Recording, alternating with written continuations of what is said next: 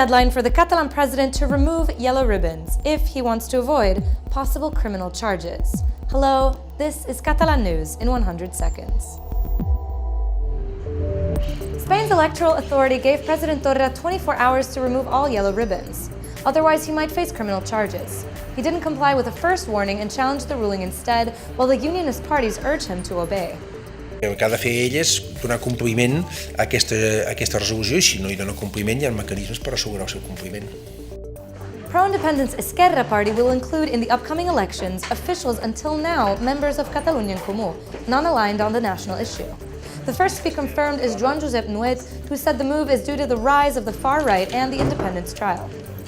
Crec que aquesta coalició ja és una primera resposta democràtica en aquest judici i en aquesta futura sentència.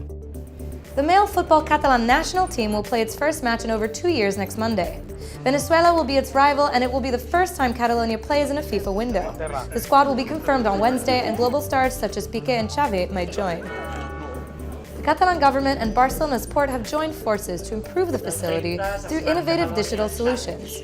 Their aim is to turn the port into a leading example for smart ports around the world. A paradise for craft beer lovers was found at Barcelona Beer Fest.